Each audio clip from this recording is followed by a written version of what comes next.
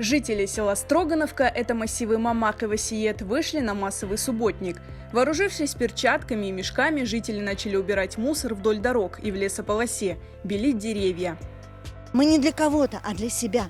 Потому что если дети будут это видеть, чистоту, значит, это будет уже сидеть в корне, где-то в подсознании, для того, чтобы... Ну как это дом наш чистый должен быть? Ну вот пришли мы на субботник добровольно, вышли все, вот помогаем, чтобы было чисто, чтобы было ездить приятно всем.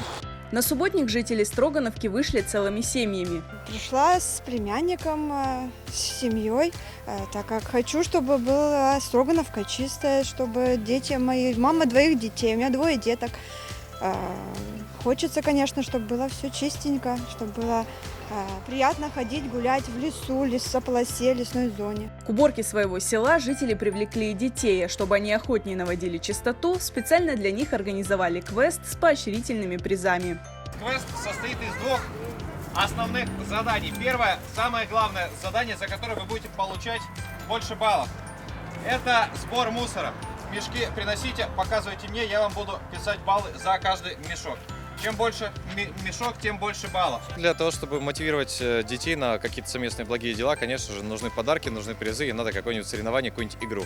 Вот. А так как я, в принципе, на этом специализируюсь на играх, то поэтому, ну как же для своих не сделать. Обратите внимание, как они сейчас загорелись, вот, и вон бегают, ищут, собирают. Это же хорошо, это здорово. Мы этот мусор собирали с моей командой, с Эмилием и Дамиром. Этот мы мусор ходили по лесу, искали, и вон там на стройке искали. Железки, стекла, пластмасс искали, находили, собирали. В одном месте было много пластмасса и железа, мы его весь собрали. Массовый субботник в Строгановке проводят каждой весной. Строгановка – это наш дом, наше лицо вдоль дороги, лес. Нам надо, чтобы содержать в чистоте, в порядке. Вот. Приближаются сейчас священные наши праздники, Рамазан.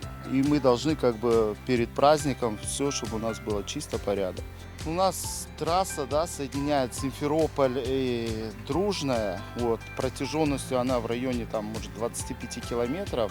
Вот. Ну, проезжие кидают там мусор, то есть все, ветер с мусорок. Потому что у нас все мусорки полностью еще не оборудованы. К уборке местные жители отнеслись со всей ответственностью, но некоторые особо загрязненные участки убрать самостоятельно довольно сложно.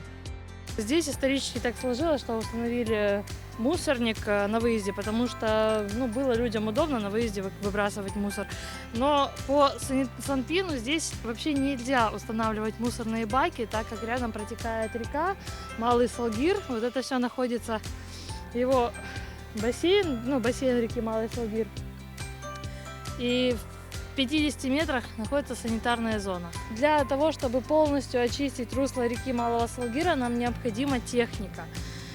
Также необходимо убрать эту мусорку, потому что она все равно постоянно разносится, мусор по всему руслу. Местные жители неоднократно обращались к властям и в Крым Экоресурсы с просьбой перенести мусорные контейнеры подальше от реки, а также установить контейнеры для раздельного сбора мусора и для крупногабаритных отходов. Но пока эти обращения остаются без ответа.